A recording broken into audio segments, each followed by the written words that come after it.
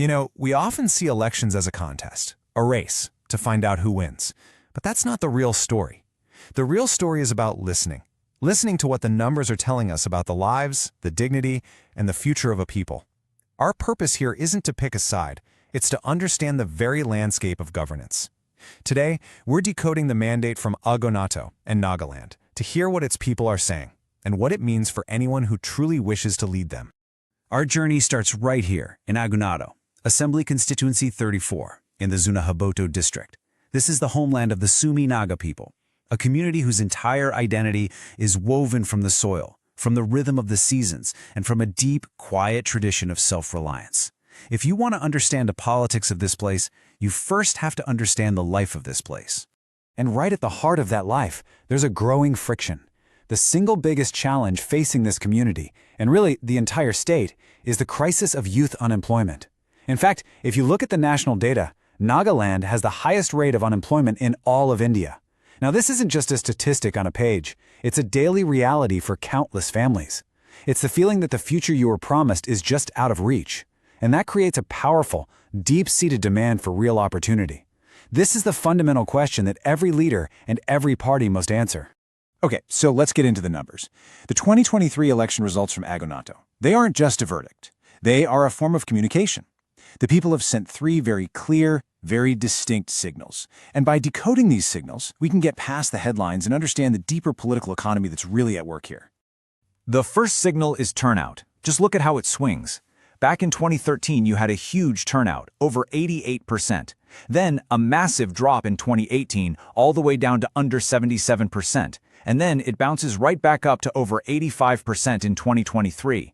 What this tells us is something absolutely crucial. This is not a population that is indifferent or apathetic. They are highly engaged. But their motivation? It's not guaranteed. Their trust can be mobilized, yes, but it can also be lost.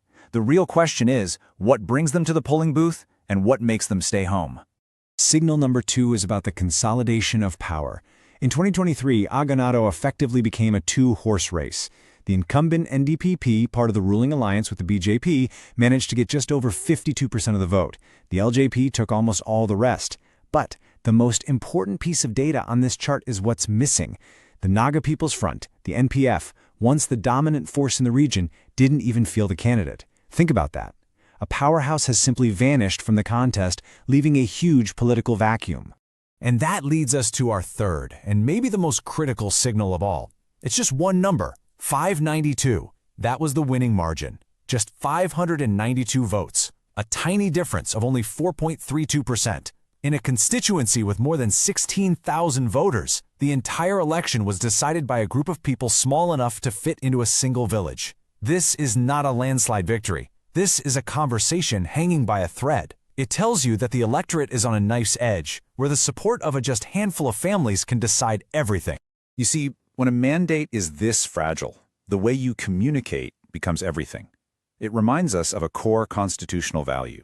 A healthy democracy isn't built on shouting matches. It's built on informed public speech, spoken with responsibility and heard with respect.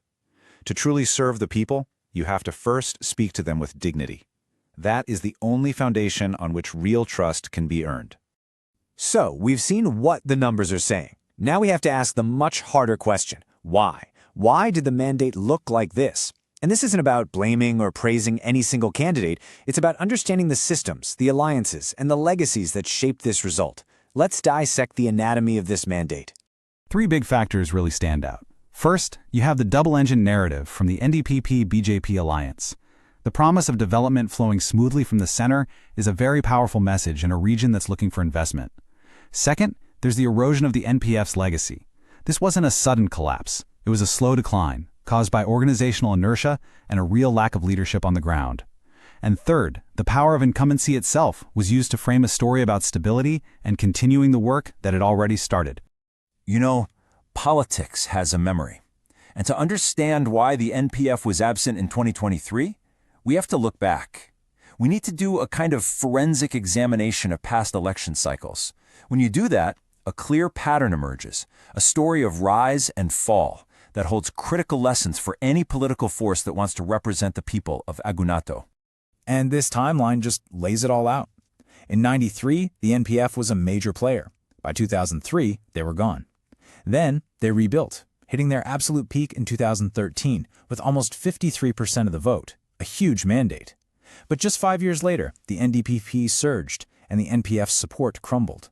And by 2023, the cycle has come full circle. The NPF is absent once again. This is the story of a political force that has proven it can connect with the people, but has found it incredibly difficult to sustain that connection. The connection becomes even more obvious when you put the NPF's performance right next to voter turnout. Look at this.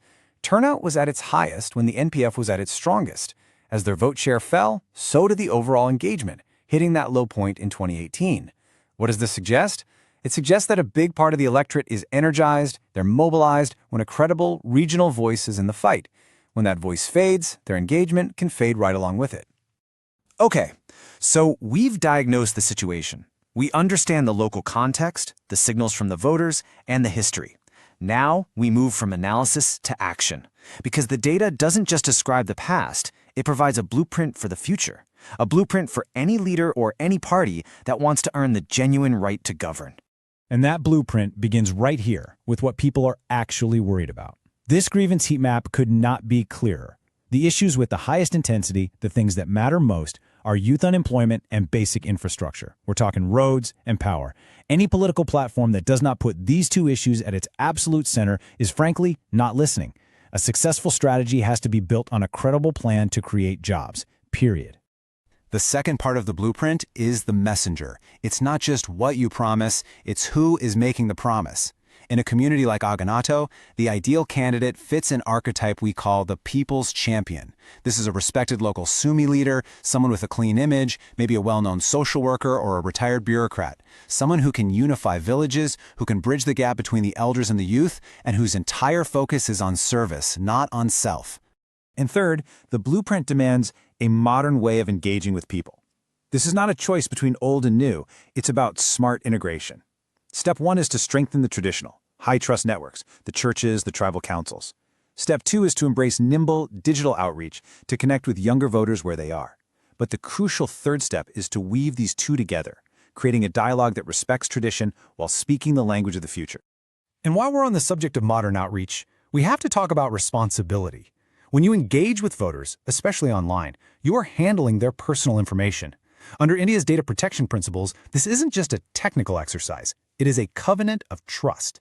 It requires clear consent from the person, a specific purpose for its use, and genuine care in how it's handled. Building a lasting relationship means respecting people's dignity, and that includes respecting their data. So let's bring all of these threads together now. This deep dive into Aghunato really offers more than just a local strategy. It points to a universal vision for what leadership should be. It's about making the journey away from a short-term campaign and towards a long-term covenant with the people you serve. Because at the end of the day, the trust you win during an election can only be kept through action. The bridge from politics to governance, it isn't built with words. It's built with one material: delivered promises. And I don't mean grand announcements. I mean the tangible proof people can see and feel. A road that's finally paved, a skills center for young people that's actually open, a power supply that is reliable. That is what turns a mandate into a legacy. And that leaves us with one final critical thought. The story of Aghunato is a warning. Any political force that does not listen to the signals coming from the ground, that does not address the core frictions in people's lives, will eventually be marginalized. You see, the opposite of engagement isn't anger, it's apathy. And that poses the fundamental question: what does true, people-centric leadership really require today? It requires seeing an election not as a prize to be won, but as a contract to serve. If you want to become a people-centric leader and uplift your constituency, get in touch with blueprintstrategies.ai at mgr@blueprintstrategies.ai or call 080-4204-1602. Purpose beyond politics.